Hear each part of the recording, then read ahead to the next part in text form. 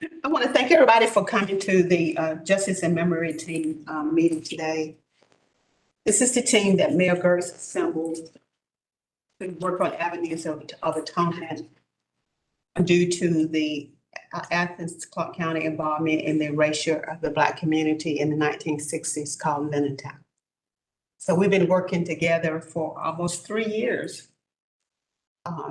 as a committee, and we have made some great accomplishments.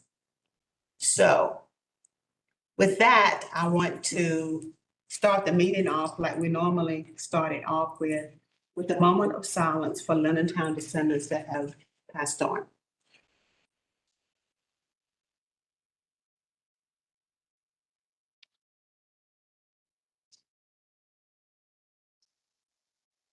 Thank you. Thank you. Cameron sent out the previous minutes, and are there any corrections to that? The last time we met, I know it's been 2 months, but anyway, then corrections to those minutes. If not, our parliamentarian. Who approves the minutes? Raise your hand. Yeah, got any opposed or abstentions? No, we got 300. We got some minutes from, what was the date on that? It was September 19th. September 19th. Thank you all. You're Thank you all. We want the chairperson to update on the people and belongings update on the Lenontown signage. I didn't know who that was, so whoever that is. Signage update, we may not. Oh, yeah.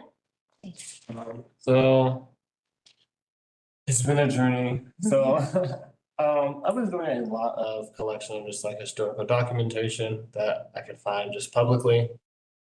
And as a lot of my expertise kind of comes from like a data focus, I was looking at like data to find a lot of those documents, at least that were publicly available. And I recognized that like the scope of like what I guess I'm capable of putting onto signage is like, yeah, we could like figure out like what the alignment and, you know, where we want to put the title and whatnot. But to actually show accurately like the story, you know, it has to be like, we have to be telling the story in some way, our capacity, right? Having the timeline or having the correct, like whatever paragraph we have underneath the title, right? I wanted to make sure that that was like as accurate as possible and like had a meaning that like was a reflection of like what we're trying to show. So I wanted to do a bit more. That's like fact of the matter. I want to do a bit more. And there comes to this idea of like, how is this going to be used after, you know, the day that it's revealed to the people and people see it for the first time, right? Like, how is it going to continue to live as like a living document, essentially? Because then it's like you're doing more things, and I want that to also somehow be able to be like, hey, like if this is part of the community, you can maybe get an update to what has continuously been done in the community over and over. I say all that again to say I'm thinking more now of like how can we structure this signage to also have like a connection to like a data or like I guess a living document online, essentially. What I have here would be, you know, someplace where we can have like the historic preservation. So we would start to like connect all the dots to the dates and times, but then also like if there's a location, right? Like I know that some people had specific plots. So like working on like who had those plots and like actually updating those online so people can look up like if their family had a connection to those plots, their lineage was there, or even just like seeing, hey, like this is where people lived, but like having that information just accessible towards the rest of the population, and having like a QR code that is like on the signage at some point too, that is like accessible. You can go up, you can look at it, and you can see like the real story of like what happened, because at the end of the day, like it's going to be so accessible to the students And I think we kind of do got to think of that, like, if we want to make the biggest impact, that's going to be the people that are going to be passing by it all the time, seeing what's happening.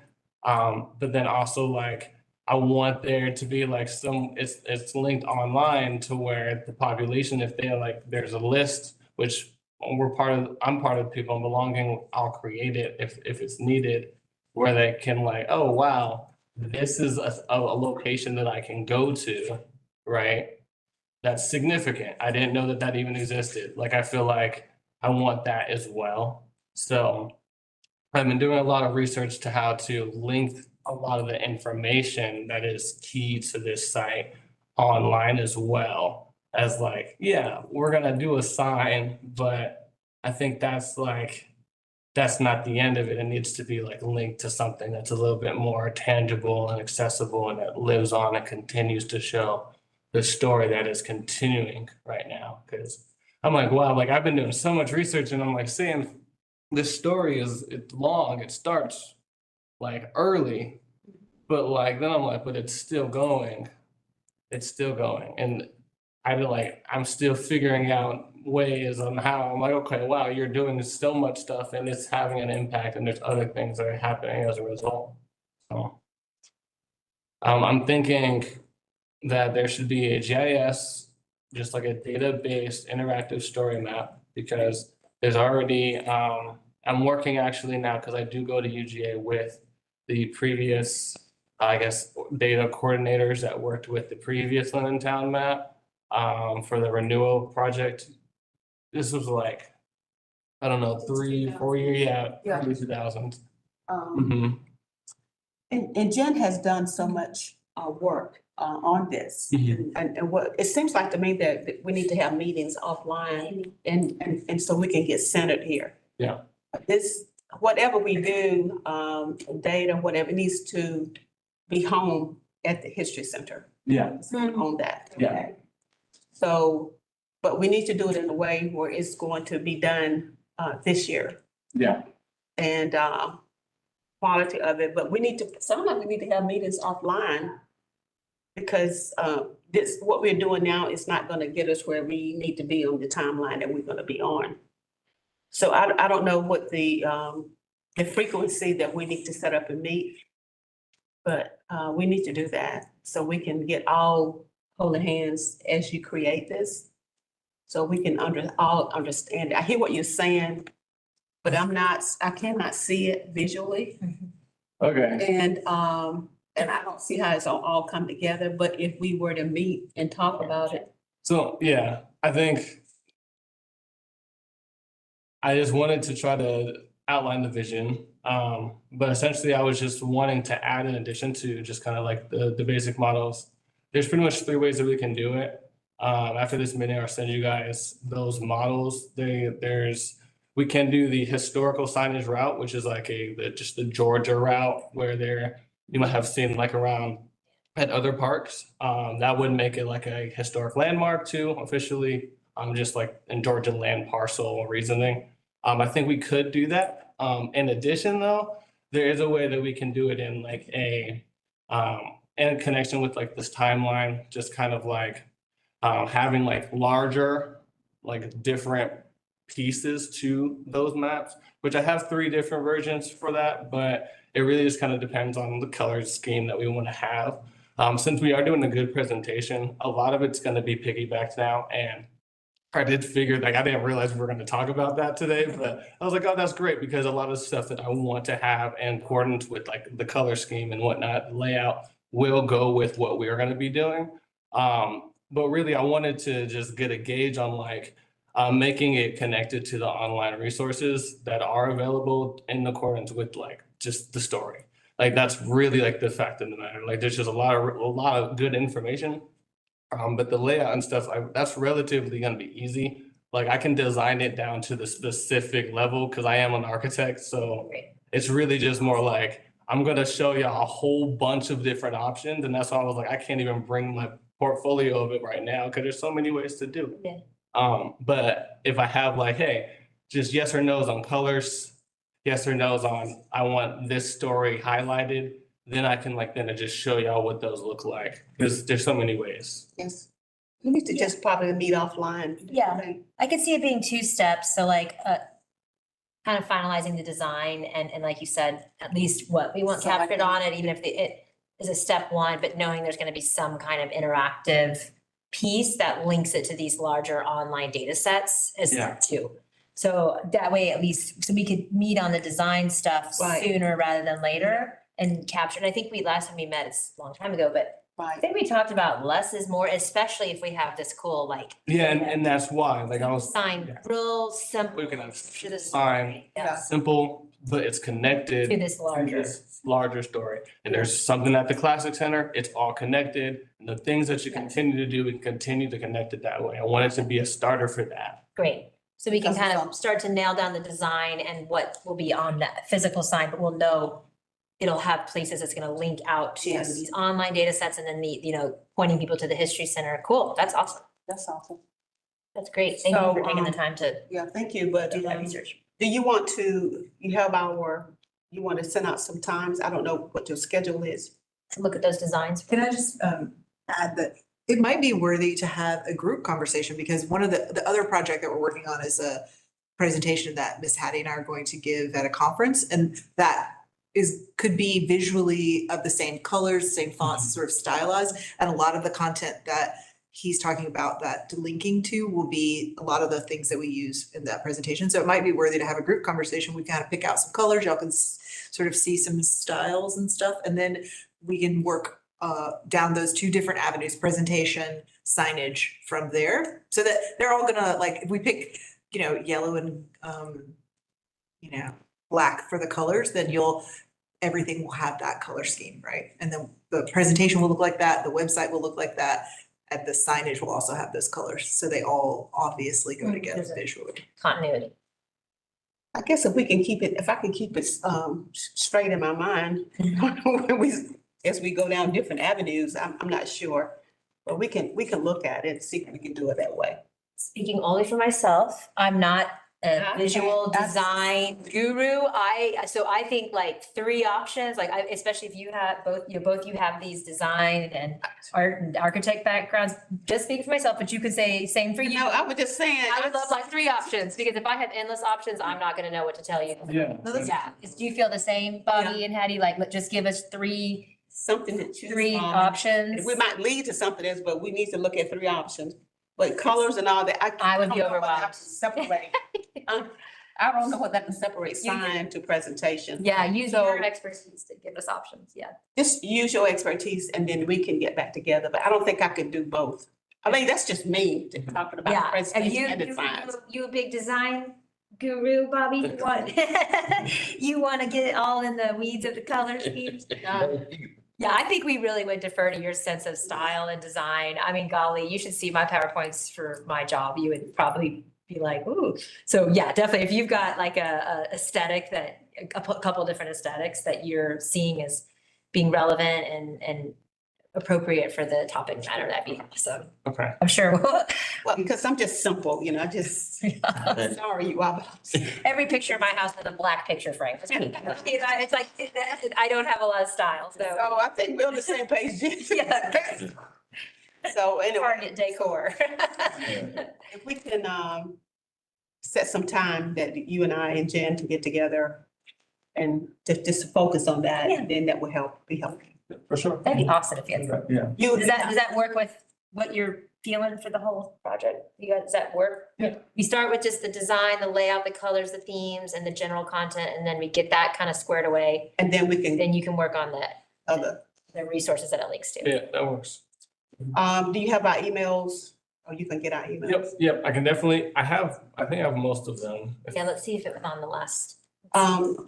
If you can do that, and then you could give us some times to select from, that will help us to come back together quicker. Yeah. If you'll just write on the back of one of the agendas, just kind of update your information. Okay. If you'll just take one paper and put your email address, your name, and your phone number.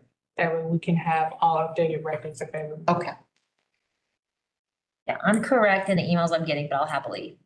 okay, and I gave you my new email. That's the only thing that I needed to update. Cool, thank you for that. No, I love this. Anything else? out, Yeah. Anything from us? I probably will be able to visualize once we get together. Yeah, it's my first time like talking, I'm like verbalizing this idea out to a whole group, so I'm like, oh yeah, I got you. Oh, it's good. It's just me, my visualization. Sometimes it's skewed. It's a lot. It's a lot to I mean, there's a lot of weight to capturing a story and doing it in a pretty aesthetically pleasing or moving way. Maybe it's not gonna be pretty, maybe it's gonna be more stark or something. Yeah, it's a lot, so. Well, once we have our first meeting, then we can determine how often we need to meet. Yep. Because like I said, Jen has done a ton of work on this already. And you said something about the previous person who made the story map at UGA. Do you remember that person's name? Is it Jerry Shannon? Yeah, Okay. yeah. He's down the hall from me. So if you're in that building, you can just pop down the hall and say hi to me too. Oh, yeah, okay, awesome. I teach in the same department, What department? geography. Yeah, I can see Jerry if I pop my head out the window Oh, wow. or out the door, I should say. Yeah, so Okay. yeah, like I'm happy to chat about stuff informally. Anything else before we leave that? Anybody have questions before we leave the signage? Cool. Thank you for that. Thank you. Thank you. It's hard. Yeah, it's hard and we have been doing a ton of work since 2019, so, and it's still moving. Mhm. Okay, Stephanie. So I'm gonna give y'all an update about where we are with the public art project, which is that we have the call we opened the call and closed it, and we had a really good response. So we have lots of good artists who have submitted their qualifications to be considered for this project.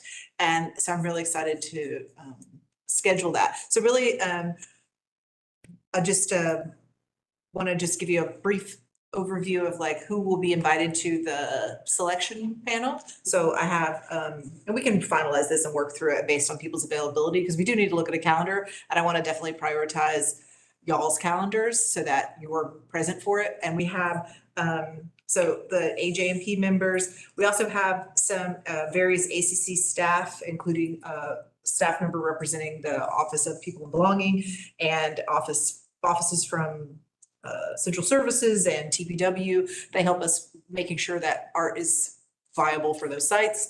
And then also we'll have a couple of members of the Athens Cultural Affairs Commission who also will be on that. And then there'll be some spaces for people from the community, because we have a roster of people who have volunteered to serve on these selection panels. So we will fill that out accordingly. My colleague, Tatiana Venerosa, who is the public art coordinator, has already prepared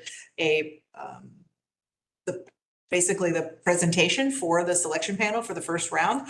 And we just need to only pick a date to meet. Okay. And then we can invite people to that and start to go from there. That's exciting. How many submissions did we get? We got, I think, over somewhere between 35 and 40. Yeah, But- kind of a. So just Hard. Yeah, actually, it is hard, but you'll see that we do these calls, we do these selection processes all the time. Tatiana hosts them. She's wonderful. She does them for everyone. She will explain and go through the whole process and the call. She's got a PowerPoint, and you will have a piece of paper that you will score. Everyone will make their choices based on the rubric that we do the selection by. So that's how we kind of work through the process. We always have some light snacks for people, because often it's in the evening after people, it's kind of dinner time-ish. So we try to keep people from, feeling overwhelmed. But it is good to basically plan for 2 hours, because sometimes takes us time and there's discussion. Sometimes so what we're doing the first round is selecting from those portfolios who we would like to submit a specific proposal, where people would actually submit what their design would look like on the site. That's the second meeting. We'll review this. So there'll only be 3 or 4.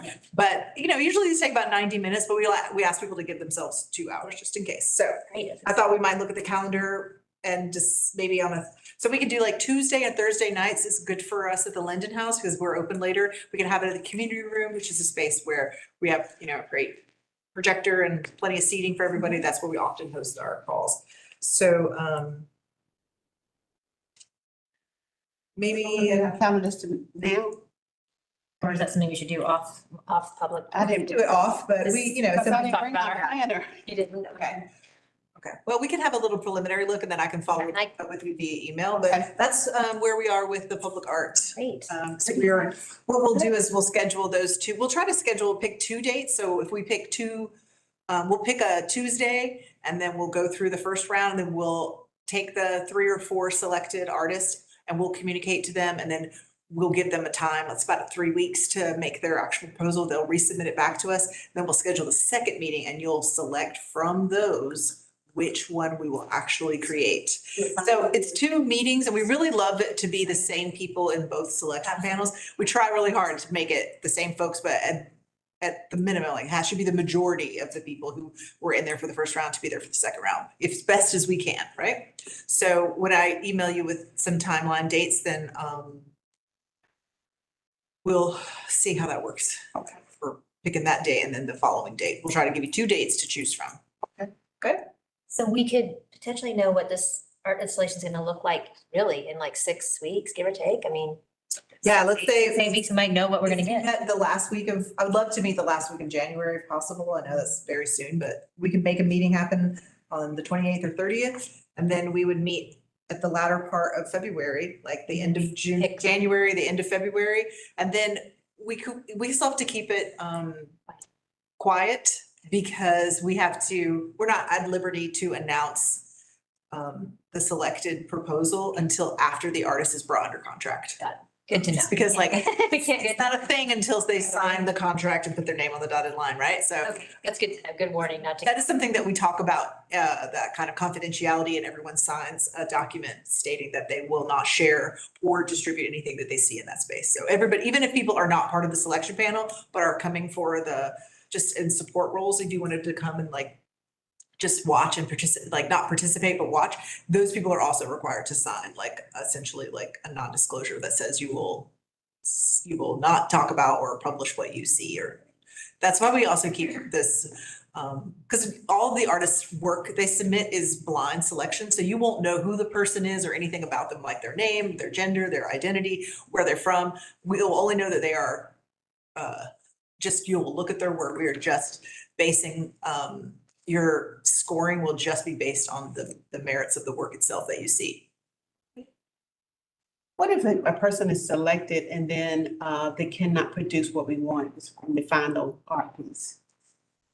We typically, that's what the contract says. And when someone goes under contract with us as ACC Gov, they're contractually obligated to make good on that. And when they can't, then lawyers get involved and they sort it out succinctly. And I'm not to say that never happens. I know that things happen, but that is, once they sign the contract and agree to produce the work of art for the funds, then that they contractually owe us that work. So we go from there.